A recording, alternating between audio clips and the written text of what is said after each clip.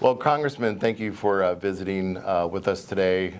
We're just really proud that our members, we've talked to our members, and they have wholeheartedly want to endorse you for this next term as Congressman of the 3rd District. Thank you. You know, I think it's just a vote of support that you're doing a great job out there, and we're just really happy that you're doing great work in Washington, kind of a place that maybe not everybody wants to go every day, but maybe talk to us just a little bit about the environment in Washington these days. Well, fortunately, I don't have to spend every day there either, Right. because when we're not in session, I'm generally somewhere around Nebraska, or actually more than one county a day of the 80 counties across the 3rd District. But I'm so grateful for the support of the Nebraska Farm Bureau. I couldn't do my job without you guys.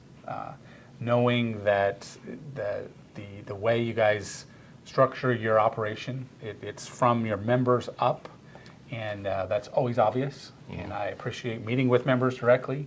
Sometimes, it might be the leadership who travel to Washington for a national conference. I appreciate those meetings too. So it means a lot, and especially I'm not a farm kid, and yet I have learned a lot from various producers themselves. I think about my former legislative colleague, Bob Kramer. Right. We came into the legislature together, a great man who really taught me a lot about agriculture, and Bob and folks like him have been very helpful. Well, great. Maybe just for our members, how did you, actually get interested in politics? I don't know if you grew up thinking that this is something you want to do, but maybe talk us through a little bit, how you got from Gering to D.C. to Lincoln to D.C., I guess. No, I appreciate it. My grandfather is probably the individual most responsible for my political interest. And it wasn't, he never held a public office. In fact, I never knew him to have a yard sign or a bumper sticker for his candidates, but he had a pretty strong opinion on who he liked holding office, and it wasn't typically Republicans, ironically enough. But he was a Navy Seabee in the South Pacific in World War II, and those stories, and then talking about what's going on in the world. I spent a lot of time with him when I was growing up, and we could have a vigorous discussion. I realized in 4th grade that Ronald Reagan was better for our country than Jimmy Carter. Okay. And at that point, my parents were what we would call Reagan Democrats then. Now they're not Democrats, but the issues of the day. And one thing I've realized is that, the controversies can kind of come and go, but we need to realize that we need good policy in place to grow our economy, ensure opportunity for the future. We can't set that opportunity. We can't force people, at least we shouldn't even try. But to really foster an environment to where, say, a job applicant has more than one job offer. That'll do far more for wages than a group of politicians picking a number that they want to put on the ballot and have people vote on it. Sure. With a wage mandate. Sure. So but my grandfather, I credit, some might blame, my grandfather for my involvement and my interest, but it's really caring about the future of our country and realizing what our country is about, how we got to where we are right now. Right. I'm curious, as you look back, would you have scripted your how you got here, or would you have done it differently, or how do you feel about your journey getting to this point? That's a good question. I would say I wouldn't have anticipated some of these things. There would have been a time that I thought, given my background, my family's not, doesn't have deep political roots. I wouldn't have thought that serving in Congress was within reach for someone like me. Yeah. But I ran for city council first, then state senator, and before Congress. That was good for me. I served with some colleagues who didn't need that. I needed that, and it helped me along the way, and just realize what dynamics were out there and so forth. But I probably wouldn't have scripted it this way, but I feel incredibly blessed to have this opportunity to carry Nebraskans' ideas to Washington. It's very humbling, and I'm grateful. Well, that's encouraging, because we talk to all of our members, and just as we travel the state, young people, that how important it is to be involved in the process. And I think sometimes as they look at maybe the State House or Washington that's so far away. But it is little steps along the way that ultimately get you where you are. Again, thank you for serving that in this capacity. Thank you. One of the capacities you serve on is you serve on the Ways and Means Committee. It's a very powerful committee dealing with trade and taxes and health care. Maybe talk about some of the ways that you interact on that committee, the types of ways that you lead on that committee, and what's going on there, because it's a very influential committee that you're on. Well, thank you. I appreciate the opportunity. You know, trade, we handle international trade. I asked to be on the committee because of trade and trade's importance to agriculture, specifically Nebraska agriculture. So that's why so much producer input is important. But we've got a lot of issues in our committee, very important to agriculture and the entire economy. And so when we can have policies that can help ag producers expense new equipment, perhaps, and become more efficient, more productive as a result, that's more opportunity. Incidentally, that actually raises more tax revenue in the end as well.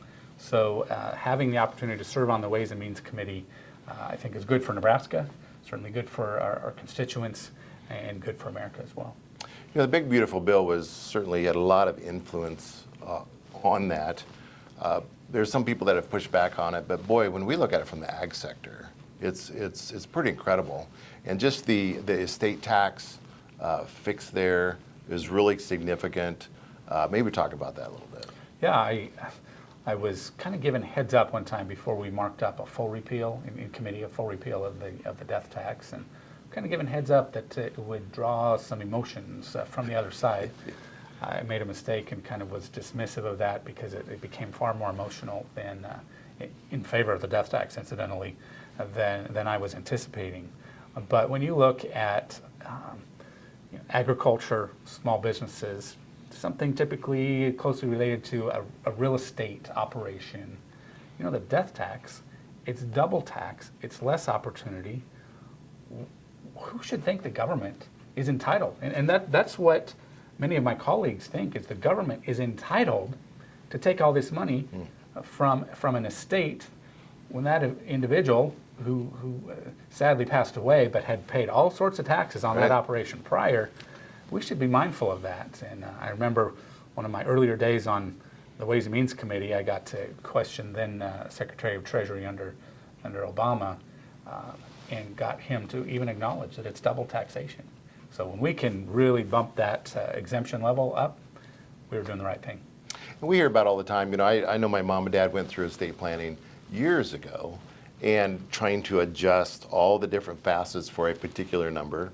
And then, that number has changed over time, and the fact that hopefully we have some more permanency is so important, as we have these multi-generational families in agriculture, and there's certainly in other businesses, but certainly in agriculture, there's generations, and to be able to do significant planning around that's pretty important.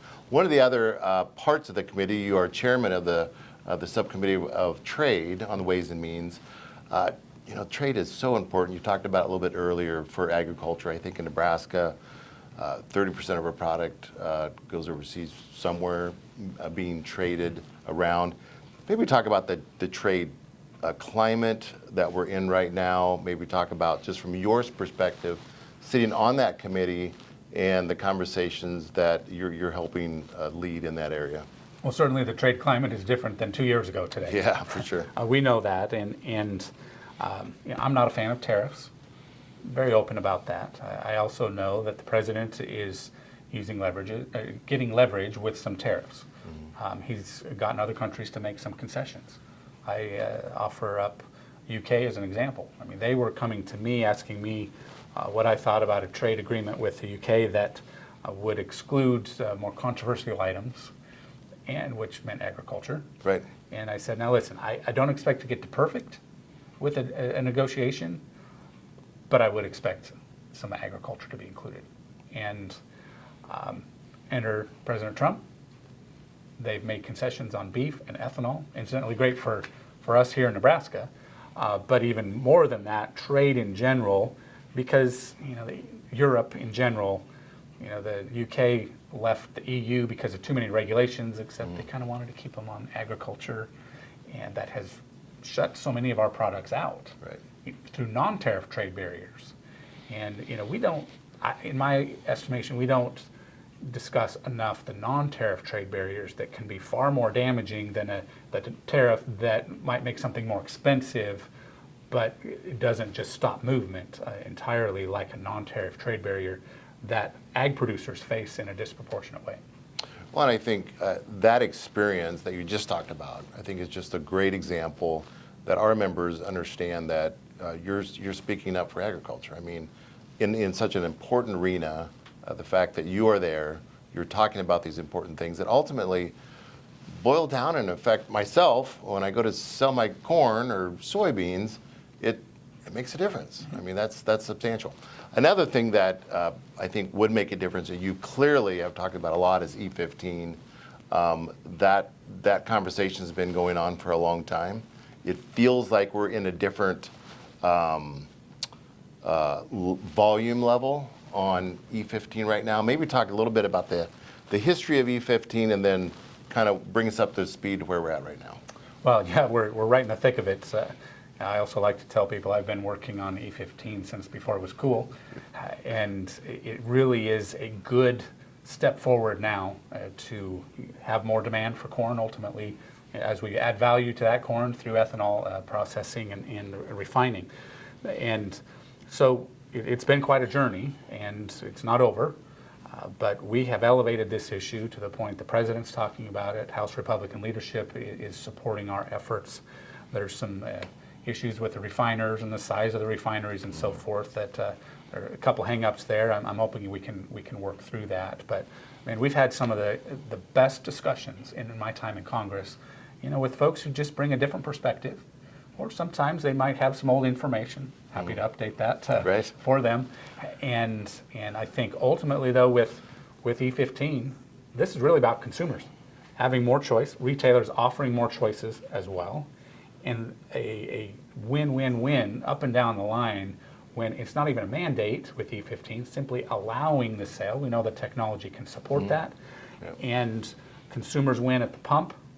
And when consumers win at the pump, a lot of other good things happen in our economy as well. Well, I can just tell you that as I travel the country and I'm on our national American Farm Bureau board, you are known as a champion of E15 around the country, and so you're certainly, your conversations are making. I've worked hard on that. You have. That's what happens over time when you get to have those long-term conversations. I'm just curious.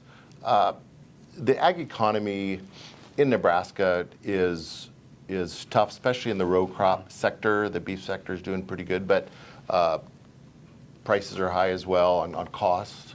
And we have a vibrant young farmer and rancher segment of Nebraska Farm Bureau. I mean, real hard chargers want to be involved, and we talk to them a lot about things like succession planning, but things about how to get involved. I'm just curious, if you had one of these folks come up and say, I'm trying to figure out whether to stick with this game of agriculture here in Nebraska. I love it, but I'm concerned about the future, or should I go take that other job, someplace, maybe out of state. But how would you advise them, given all the dynamics that you get privy to see? Well, that's an intriguing question, because one of the reasons why I started the Modern Agriculture Caucus, to really focus on the new ways of doing things and realizing what has been done to get us to this point. But I would point to a few things. Record yields amidst a drought. Turning corn into a significant supply of our nation's need for energy. I mean, the innovation, cattle, the fact that the U.S. supplies 20% of the world's beef, with only 8% of the world's animals. Those types of efficiencies, not only should we be proud of, on the fact that UNL in the discovery, if you will, of the flat iron steak, adding value to every carcass. So let's not continue to ground that up when we can add value for ultimately cow-calf operators and a lot of other folks. So the innovation, the creativity, and the technology that's employed of new ways of doing things, and looking at what other technology is on the horizon, Yeah. I've realized it's a challenging time for row crops, but it's also exciting to see what is on the horizon for more opportunity, because there's just going to be a lot more innovation occur that I think will be good for producers and the livelihood as the world looks to us to help feed the hungry. And I think the fact that you are out there, you're advocating regulations and all this stuff that affect us again back on the farm. I think we have a great advocate in Washington with you. Any final things that you would want to visit with us or our members about? No, I really appreciate the support, the conversations, and the dialogue that we maintain all the time. And my staff in constant contact with yours as well. Yeah. But there's comfort in knowing that when you and I speak, I know that your priorities are your members' priorities. Right. It's not some backroom deal discussion that you're trying to slip through. It's about grassroots, hearing from producers themselves, and that's why I like to meet with producers on the front lines of our economy too, to witness firsthand with my own eyes how they are utilizing technology. And we want that to provide them a better livelihood. And when that doesn't happen, we grow concerned. But that's how we can have tax policy that leads to more prosperity, more innovation, and that rising tide can lift a lot of ships. Great. Well, thank you for being here. Thank you for advocating for us in Thank you. D.C. and appreciate your friendship. Thank you. Likewise. Thank you so much. Thanks.